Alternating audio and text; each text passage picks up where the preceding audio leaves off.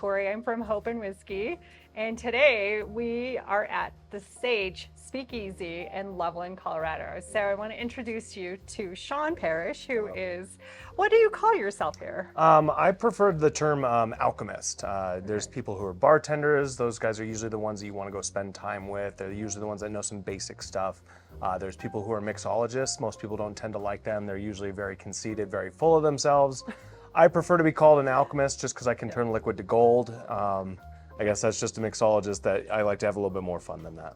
Oh, that's awesome. That's and I can say being here and having more than one of his cocktails, I would agree with that. So thank you. So today, though, for you whiskey lovers out there, and of course in the cocktail lovers, we know that good whiskey goes in a lot of different drinks. So we actually, I think, are going to talk about two in particular, and I want you to make both of them if that's okay. So, and then as we're talking, just tell us about your craft, how you got started maybe, and the drink itself, and how you, being here at the Sage, how that has inspired you in terms of making more cocktails. Absolutely. So, okay, awesome. Perfect.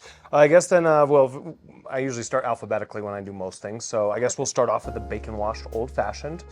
It's an easy one for us to start chatting a little bit about. Old fashions are already a classic. I'm a big fan of old fashions myself. This one actually kind of was an inspiration that came from a friend of mine. He runs the Windsor Mill Tavern. His name is Devin Duran. Okay. Big fan of him personally. Very intelligent fella.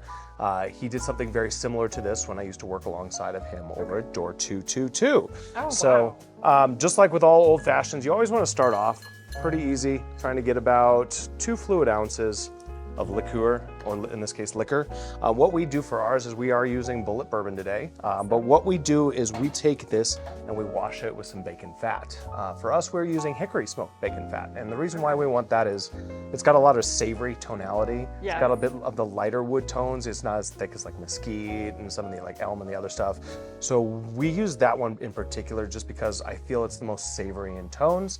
It plays very well into the bitter combination that we do with ours. So usually you'll add in some bitters. For ours, we've already pre-batched that in after the bacon fat that we've taken out after we've washed the bourbon.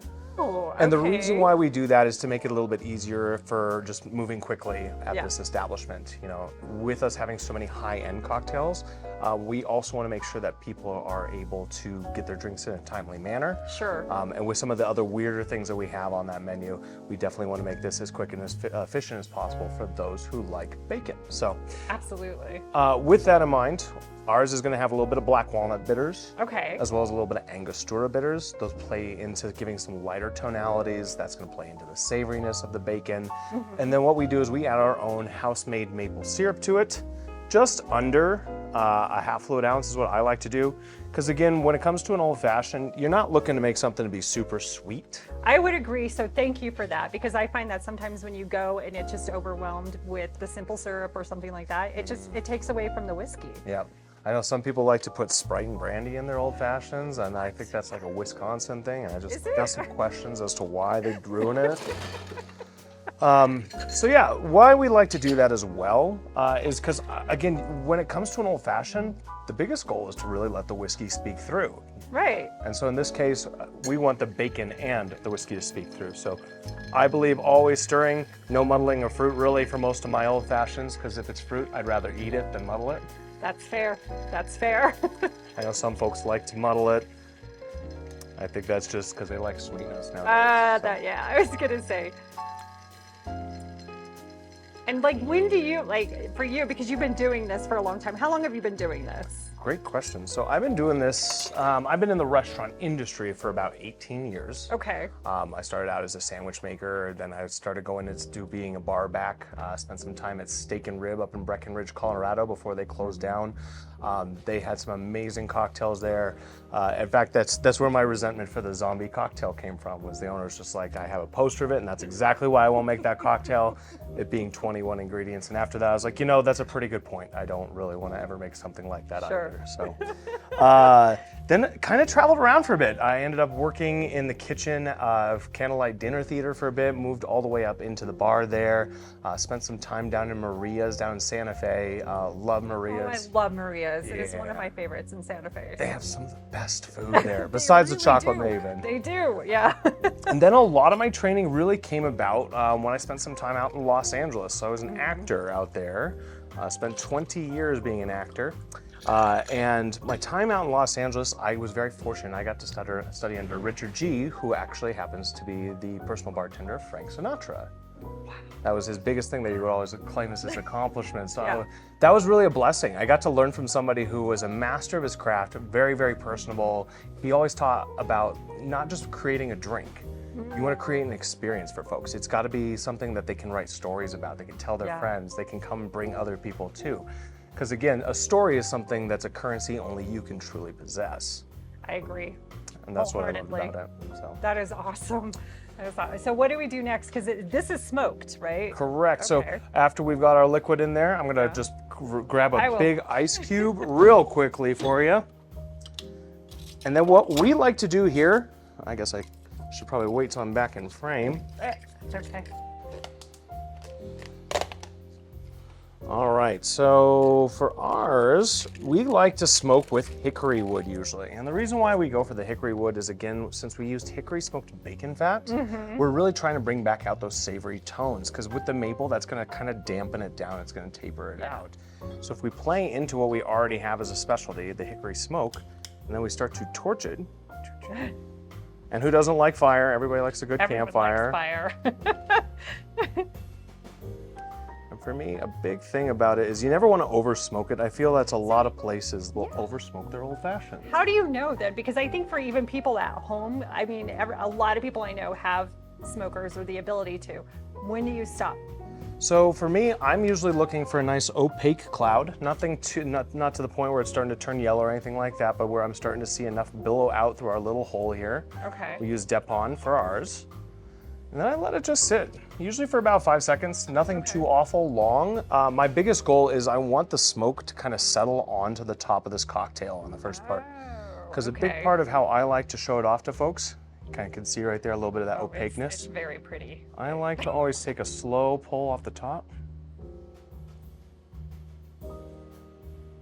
Wow. And allow that smoke to really just linger on the top of there. I feel like a lot of folks, when they try to do it, they want to smoke the whole glass first, so they'll use like an orange zest to really line the interior of the glass. And the problem with that is because there's so many oils, that's where the smoke is clinging on to, and that's the reason why a lot of these old fashions can get over smoked. Ours is only clinging onto that top layer, so a little bit of it'll steep in there. But over time, when they use things like our garnish for this, of course, is a piece of candy bacon.